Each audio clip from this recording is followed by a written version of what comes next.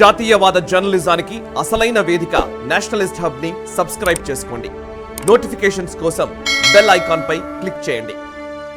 ఇండియాకి సంబంధించి ఇజ్రాయెల్ పాలస్తీనా కాన్ఫ్లిక్ట్ పైన యునైటెడ్ నేషన్స్ హ్యూమన్ రైట్స్ కౌన్సిల్కి సంబంధించి వాళ్ళు చేసినటువంటి రిజల్యూషన్స్లో రెండిట్లో ఒకటేమో ఇజ్రాయెల్ పాలస్తీనా ఈ టూ నేషన్ థియరీకి అనుకూలంగానే మనం మొదటి నుంచి ఉన్న మన పాలసీని కంటిన్యూ చేస్తూనే ఓట్ చేశాము. అండ్ పీస్కి సంబంధించి అక్కడ ఉన్నటువంటి గాజాలో శాంతిని నెలకొల్పే అంశానికి సంబంధించి ఇమీడియట్ సీజ్ ఫైర్ అని చేసినటువంటి రిజల్యూషన్కి మనం అబ్స్టైన్ చేసాం, మనం దానికి పాల్గొనలేదు. ఈ రెండింటిని ఎట్లా చూడాలి? అండ్ ప్రస్తుతం ఇరాన్ అండ్ ఇజ్రాయెల్ మధ్య కాన్ఫ్లిక్ట్, ఇజ్రాయెల్ అండ్ పాలస్తీనా కాన్ఫ్లిక్ట్కి ఏమో భారత్ స్టాండ్ కొంత క్లియర్గా కనబడుతోంది. బట్ ఇరాన్ అండ్ ఇజ్రాయెల్ మధ్య మన పాత్ర ఏంటి? అంటే మనము ఈ యునైటెడ్ నేషన్స్ లో మనం చేసిన రెజల్యూషన్స్ వెనకాల మన యొక్క లాంగ్ టర్మ్ దీర్ఘకాలీనమైనటువంటి పాలసీ ఏదైతే ఉందో అది స్పష్టంగా కనిపిస్తుంది. టూ నేషన్ థియరీని మనం ఎంతో కాలంగా మనం దాన్ని యాక్సెప్ట్ చేసాం. మనము పాలస్టీనియన్స్ కి సపరేట్ స్టేట్ ఉండాలని మనం యాక్సెప్ట్ చేసాము. ఇన్ఫాక్ట్ మన దేశంలో వాళ్ళ పాలస్టీనియన్ ఎంబసీ కూడా ఉన్నది, వాళ్ళని రికగ్నైజ్ చేసాము. వాళ్ళ ఈవెన్ న్యూఢిల్లీలో వాళ్ళ ఎంబసీ కూడా ఉన్నది, మనకు యాక్సెప్ట్ చేసాం. అది ఈ టూ నేషన్ థియరీని ఎప్పుడో ఇందిరాగాంధీ గారి సమయం నుంచి అప్పటి నుంచి మనం అదే ఫాలో అవుతున్నాం. ఈ ప్రభుత్వం కూడా దాన్ని మార్చలేదు. పైపెచ్చు ఇది మార్చవలసిన అవసరం కూడా వీళ్ళకి లేదు. ఎందుకంటే ఇజ్రాయెలే స్వయానా టూ నేషన్ థియరీని యాక్సెప్ట్ చేసింది. మీకు వేరే దేశం ఇస్తామని ఇజ్రాయెలే క్యాంప్ డేవిడ్ కావచ్చు, ఇటువంటి చాలా చర్చల్లో యాసర్ అరాఫత్ దగ్గర నుంచి తీసుకొని మహమూద్ అబ్బాస్ దగ్గర నుంచి తీసుకొని అందరితో కూడా చర్చల్లో వాళ్ళకు వేరే దేశం ఇవ్వడానికి ఒప్పుకున్నారు, వాళ్ళు అఫీషియల్గా ఒప్పుకున్నారు. మరి ఇజ్రాయెలే ఒప్పుకున్నప్పుడు దాన్ని అపోజ్ చేసేవాళ్ళు మనమెవరం? కాబట్టి మనం దాన్ని ఎప్పుడు కూడా టూ నేషన్ థియరీ యాక్సెప్ట్ చేస్తాం. కాకపోతే ఎక్కడ వాళ్ళకి విభేదాలు వచ్చాయంటే పాలస్టీనియన్ దేశం ఏదైతే వాళ్ళు క్రియేట్ చేయబోతున్నారో దాని సరిహద్దులు ఎక్కడ ఉంటాయన్న దాంట్లో వివాదాలు ఉన్నాయి.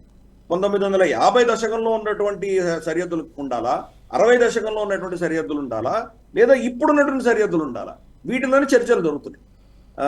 వీళ్ళేమో పాలస్టీనియన్ సైడ్ ఏమో ఎప్పుడో 1950లో ఉన్న సరిహద్దులు ఇస్తేనే మేము యాక్సెప్ట్ చేస్తామని వాళ్ళు అంటున్నారు.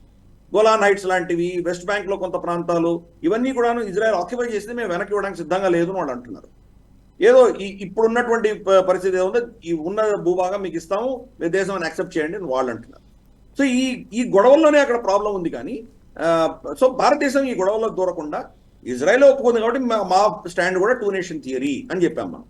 బెంజమిన్ నెతన్యాహు టూ నేషన్ థియరీని ఆయన రిజెక్ట్ చేస్తున్నాడు. కానీ Israel government official position two nation theory వాళ్ళది కూడా, దాన్ని మనం సమర్థించాం. రెండవది అక్కడ సీజ్ ఫైర్ డిక్లేర్ చేయమని గాజాలో ఒక ప్రతిపాదన వస్తే మనం దాన్ని అబ్స్టెయిన్ చేసాం, తటస్థంగా ఉన్నాం. ఇజ్రాయెల్ని సపోర్ట్ చేయలేదు, పాలస్తీన్ని సపోర్ట్ చేయలేదు, మనం తప్పుకున్నాం దాన్ని, వైదొలిగాం దాంట్లో. అంటే టాసిట్గా మనం ఇజ్రాయెల్ని సపోర్ట్ చేస్తున్నాం. ఇజ్రాయెల్ని దేనికి సపోర్ట్ చేస్తున్నాము? వాళ్ళ పైన జరిగినటువంటి అత్యాచారాన్ని వాళ్ళకి దానికి న్యాయం చేకూర్చే దిశగా వాళ్ళు యుద్ధం చేయడంలో సమంజసమే, అది చేసి తీరాలి. ఈ హమాస్ టెర్రరిస్టులని మట్టుపట్టించాలి అన్న దాంట్లో మనం ఎటువంటి కన్ఫ్యూజన్ లేదు మనం. కాకపోతే పాలస్టీనియన్ హక్కులు కూడా దాన్ని వీళ్ళు పరిగణలోకి తీసుకోవాలనేది మన అఫీషియల్ స్టాండ్. ప్లస్ మన 21 షిప్పులు అక్కడ ఉన్నాయి. మనకు ఇరాన్ తోటి మైత్రి ఉన్నది మనకు, ఎందుకంటే మనకు చాబహార్ పోర్ట్ ఉంది అక్కడ. సెంట్రల్ ఏషియా కావచ్చు, లేదా మనకు ఆఫ్ఘనిస్తాన్ కావచ్చు, వీటిని యాక్సెస్ చేయాలంటే మనకు చాబహార్ పోర్ట్ చాలా కీలకం. అలాగే NSTC ఉంది మనకు, నార్త్ సౌత్ ట్రాన్సిట్ కారిడోర్, అది కూడా ఇరాన్ గుండానే వెళ్తుంది, బందర్ అబ్బాస్ నుంచి వెళ్తుంది అది.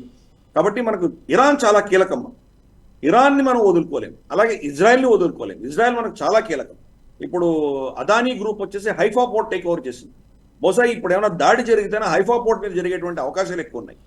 దానివల్ల మనకు మన బిజినెస్ గ్రూప్స్ కూడా దెబ్బతినేటువంటి ప్రమాదం ఉన్నది. పైపెచ్చు మనకు స్ట్రాటజిక్ గా చాలా ఇంపార్టెంట్. మోదీ గారు గ్రీస్ వీళ్ళందరూ వెళ్ళొచ్చిన తర్వాత మనకు ఇదైతే India, middle east, Europe corridor ఏదైతే పెట్టబోతున్నామో హైఫా పోర్ట్ నుంచి గ్రీస్కి వెళ్ళేటువంటి ఈ మన ప్రాజెక్ట్స్ కూడా దెబ్బతినేటువంటి ప్రమాదం ఉన్నది. ఇవి ఒక ఎత్తు మనకు ప్రాబ్లమ్స్. రెండవ ఎత్తు ఏంటంటే కనుక అక్కడ కనుక యుద్ధం అంటూ జరిగితే కనుక మన డిపెండెన్సీ రమారమి 80-85% మనకు ఎనర్జీ నీడ్స్ అన్ని కూడా గల్ఫ్ నుంచి వస్తుంది.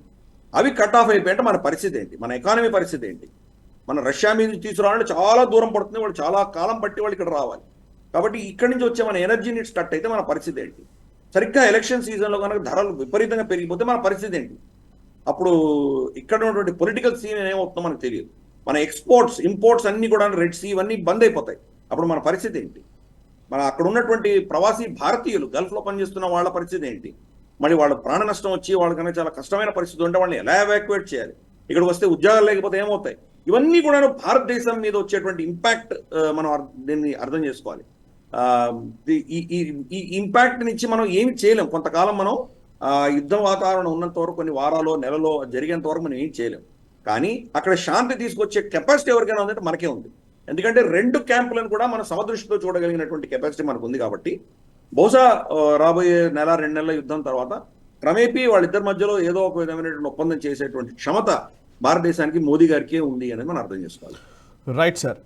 ఈ వీడియో మీకు నచ్చినట్టయితే లైక్ చేయండి, 10 మందికి షేర్ చేయండి. అలాగే కామెంట్ల రూపంలో మీ అభిప్రాయాలను మాతో పంచుకోండి. Nationalist hub group of channels ను సబ్స్క్రైబ్ చేసుకుని తెలుగునాట జాతీయవాద జర్నలిజాన్ని ప్రోత్సహించండి. ఈ వీడియో కింద ఉన్న బెల్ ఐకాన్ పై క్లిక్ చేయడం మర్చిపోవద్దు.